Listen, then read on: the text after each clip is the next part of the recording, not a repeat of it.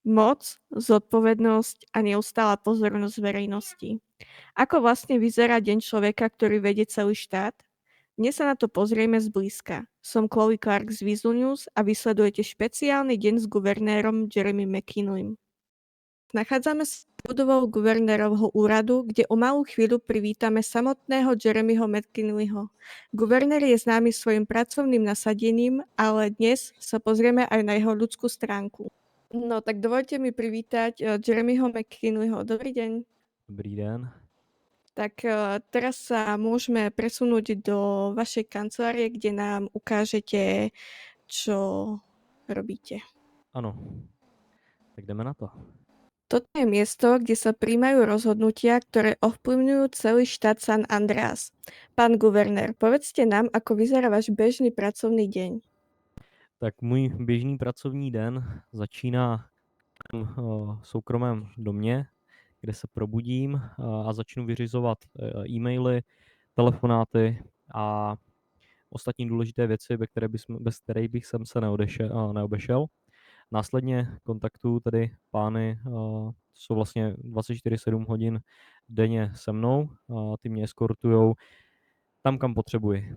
Většinou je to tady na DOJ, kde podepisuju jak nějaký zákony, zasedám v naší meeting roomě a snažím se, aby náš stát fungoval tak, jak by fungovat měl, aby jsme žili v blahobytu a v prosperitě. Polícia Los Santos každodenne dohliada na bezpečnosť obyvateľov aj návštevníkov mesta. Dnes sa spolu s guvernérom pozrieme na ich každodennú službu zblízka. Pane guvernére, náčelník policejního sboru města Los Santos, Benjamin Cooper, rád vás tady po dlouhé době zase vidím. Jsme potěšeni vaší návštěvou. Děkuji. Dobrý den. Tak, pánové, já jsem přijel se zeptat, jestli je všechno v pořádku, jak probíhala ten výbuch toho metra, jestli jste tady byl a jestli nemáte nějaké nedostatky. Samozřejmě zaznamenali jsme všechno a samozřejmě si pro vás připravil ještě více informací. Tady kapitán Scott. Kapitáne, ujměte se slova, prosím. Dobrý den, pane guvernére, kapitán první platové třídy William Scott, vedoucí stanice Mission Row HQ. Dobrý den. Momentální chvíli, prosím, následujte mě, provedu vás krátkou exkurzí po naší stanici. Dobře. Vedení sboru a vedení stanice.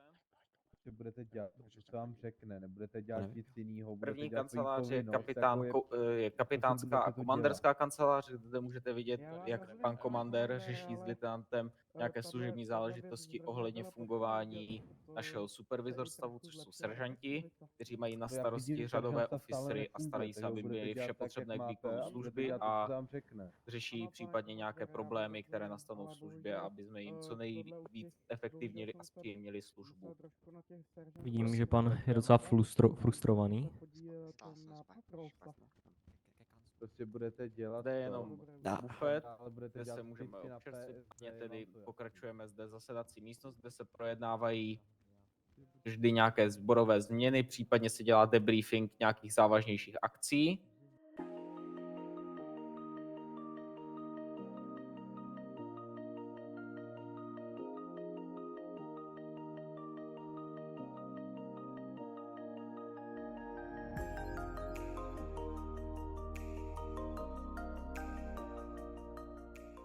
Takže my jsme rádi, že jste si udělal na nás čas a že jste nás navštívil. Není to tak úplně každodenní záležitost, aby nás tady takto vysocí funkcionáři navštěvovali, takže my si toho vážíme samozřejmě a jsme rádi, že jste k nám dorazil a udělal si na nás čas. Já děkuju, že vedete tady jeden z nejúspěšnějších sborů a že držíte naše město a bez kriminality. Samozřejmě děláme svoji práci na maximum a myslím si, že oficeri to dokazují každodenně. Děkuju. Šerifský úrad Boyne County zohráva dôležitú úlohu v ochrane bezpečnosti v celom vidieckom regióne. Okrem bežných hliadok sa tu dôraz kladie aj na moderné vybavenie a pripravenosť zasiahnuť v každej situácii. Dnes nám zastupcovia úradu ukázali svoju techniku, nové služobné vozidlá a vybavenie, ktoré denne pomáha pri výkone ich náročnej práce. Tak, dobrý den, pane guvernére McKinley, já vás tady vítám jménem šerifa, moje jméno Smith. Vítejte u nás na stanici, připravili jsme si pro vás krátkou ukázku našeho vozového parku. Dobrý den, jsem rád, že tady můžu být mezi vámi. Dobrá, to nás těší. Ještě tady dovolte představit pana underšerifa, pan Lopez. Dobrý den. Dobrý den, pane McKinley, těší mě. Tak, přikročili bychom tedy k ukázce. Připravil jsem si pro vás vozidla z každé kategorie našich divizí a unitů.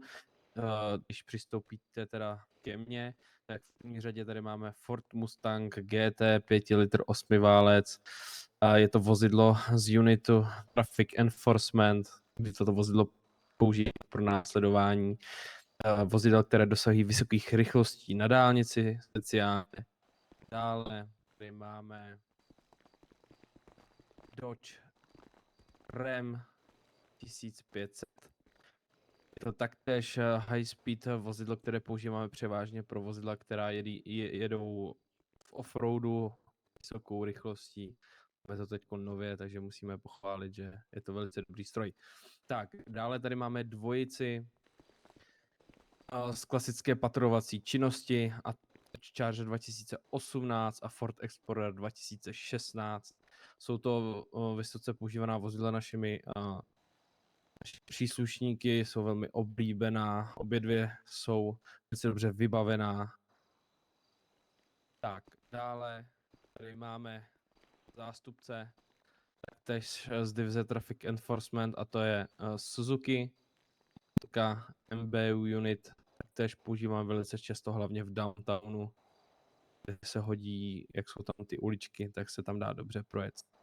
Tak, za námi otočíte, máme dvojici a představuje naše Special Weapons Bureau a to je vrtulník Black Hawk, který používáme, nebo který používají kolegové hlavně k přemístění na určité akce. Je to rychlý vrtulník, takže se tam dostanou velice rychle a taktéž je možné přepravovat větší počet osob než v klasickém vrtulníku.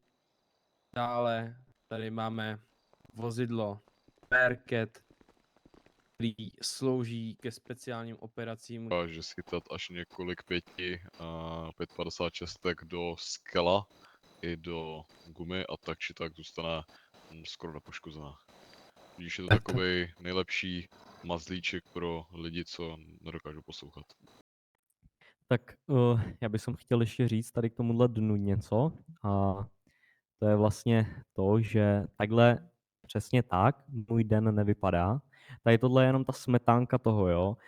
Ukazovat techniku a jenom takhle jednoduše projet stanice a říct, tohle používáme na to a tohle používáme na to, je takhle strašně obrazná ukázka mojí práce, jo. Ona je taková strašně rozmanitá a je furt něco a tady tohle byla fakt jako jenom ta okrajová hezká část té práce, jo. Takhle to každý den nevypadá, je to mnohem náročnější a to by se ale nehodilo před kamery. Pán guvernér, keď zložíte oblek a odložíte telefon, kto je vlastne Jeremy McKinley? Lebo ľudia poznajú guvernéra, nie človeka za ním. No, tak když odložím telefon a oblek, tak moje práce nekončí, já jsem vlastně v práci 24 hodin denně, mám nepřetržité nasazení a takhle moje práce nekončí, ale když mám chvilku času, tak si myslím, že jsem v uvozovkách vtipný člověk, jak každý druhý, s dobrýma, se špatnýma náladama a se spoustu zájmama. Jo, takže když se najde chvilka, tak jsem vlastně jako ostatní obyvatele. Ak by ste si mohli na deň vymeniť miesto s obyčajným občanom San Andreas, čo by ste robil? Len tak, bez ochranky, bez povinnosti, len vy a slobodný deň.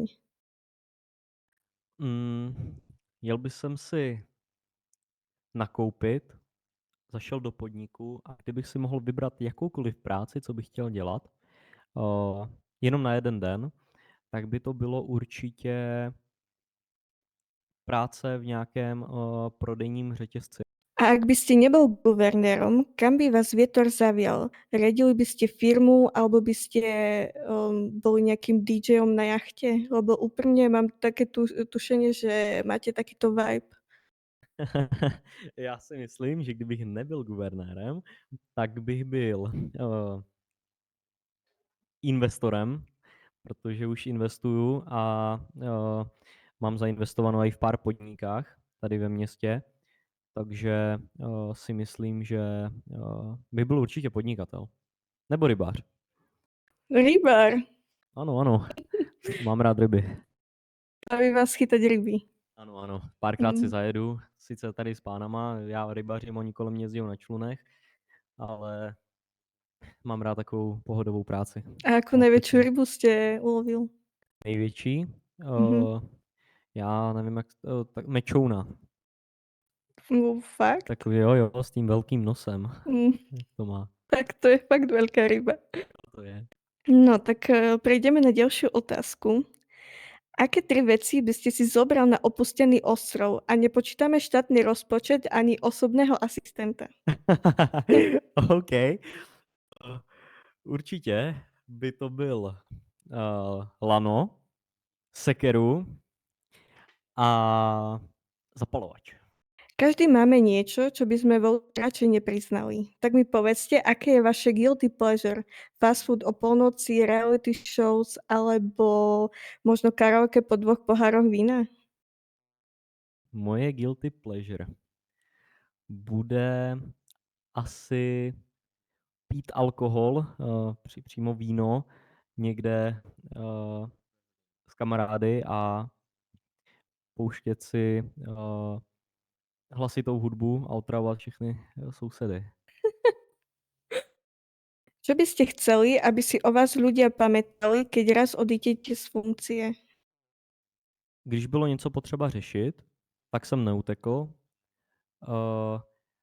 Vždy se mnou dalo domluvit a nebyl jsem jakkoliv, prostě jsem nebral nelegální organizace na lehkou váhu a neustupoval jsem jim. Jo, za mě řád, pořádek a blahobyt pracujících lidí je nade vše a chtěl bych, aby si každý jako potom na mě pamatoval, že jsem byl čestný guvernér na správném místě. Keby ste mohli pozvať na tú jachtu jednu osobnosť z minulosti, kohokoľvek, kto by to bol? Jakoukoliv osobu z minulosti. Áno, z minulosti. Tak mám přímo 2. Kdyby to bylo tady z města, určitě bych si na jachtu sem pozval pana Pascala.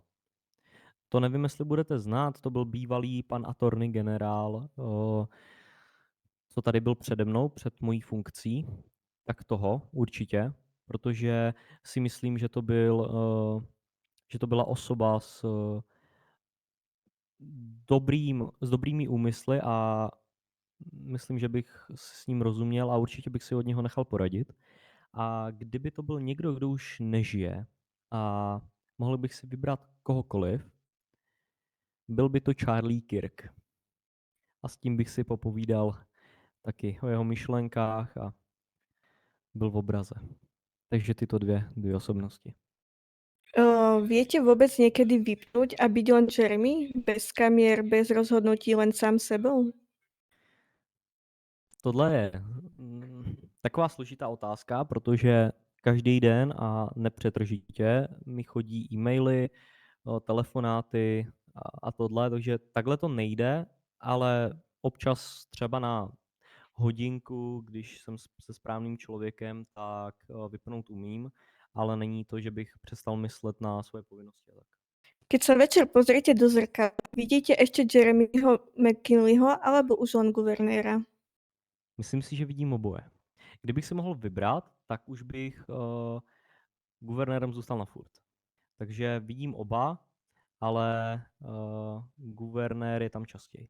Čo bola posledná vec, ktorú ste museli urobiť, aj keď ste s ňou osobne nesúhlasili, pretože musí byť ťažké niesť rozhodnutia, ktoré bolia aj vás? Myslím si, že nic takového nebylo. protože dělám všechno s nějakým účelem a když se mi něco nelíbí nebo vím, že by to mohlo mít nějaký špatný dopad, tak to neudělám. Ale jedna věc tam možná bude a bude to, udělal jsem to pro dobro jedné osoby a to je, že jsem pana Mirandu, našeho bývalého state treasurera, tak jsem ho propustil z funkce, jelikož chtěl nastoupit jinam a já nebudu ho bránit tady v tomhle. A tak tady tohle mě trošku mrzelo, ale nic, s čím bych se nevypořádal. Ale jako, že by tady bylo nějaké rozhodnutí, se kterým bych nesouhlasil, to není. Jo, protože přece jenom nemůžu dělat rozhodnutí, se kterými nesouhlasím. A teraz možno otázka trochu na telo. Ak by ste sa zamilovali do niekoho, kto nie je z vášho sveta, riskli by ste to? 100%. Protože si nemyslím, že když nikdo není z mýho světa, tak nemůže být spřízněná duše. Může to být kdokoliv. Barmanka, majitelka podniku, obyčejná uklízečka. Si padnem do voka, tak to není přece důvod někoho odsuzovat nebo si automaticky říct, že to je špatný člověk nebo že s ním jako nebudu nějak souhlasit. Jo? To je jenom estetická věc, jestli je to modelka nebo barmanka. Takže určitě ano.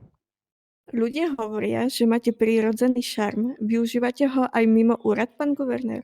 Tak určitě. To je charisma, to se těžko nevyužívá. Když mám někde schůzku, jak už osobní, tak snažím se být příjemný jak na vzhled, tak i když se se mnou někdo povídá, takže určitě. To dělá snad každý. Ste typ, ktorý sa rád necháva obdivovať, alebo sa radšej skrýva za chladnú masku? Mám pocit, že odpoveď už trošku poznám. Opravdu? A podle vás je to co? No, podľa mňa to je určite tá prvá možnosť, že sa nechávate obdivovať. Ne. Jako chci být vidět, určitě, protože když jsem nastupoval tady do toho, tak jeden z mých slibů bylo, že budu dávat vědět, že tady vůbec nějaký guvernér existuje a to, takže nebudu se schovávat, jo. Ale když někam jedu, tak jsem radši jako nevidět. Jestli mi rozumíte. No, nepůjdu do podniku třeba Pizzadis a nezačnu hlásat, že já jsem guvernér a tohle, jo, to ne. Určitě chci být vidět, ale to spíš jako, že z hlediska toho, aby ostatní věděli, že to tady funguje, ale když by se něco dělo, že když jedu někam soukromně nebo tak samozřejmě radši chci být v anonymitě. Na chvíľu sa odsunula politika a zostal len človek s myšlienkami, pochybnostiami aj úsmevom. Jeremy McKinley dnes nebol len guvernér, ale aj muž, ktorý si dovolil byť úprimný. Z paluby guvernérovej jachty sa s vami lúči Chloe Clark pre Weasel News.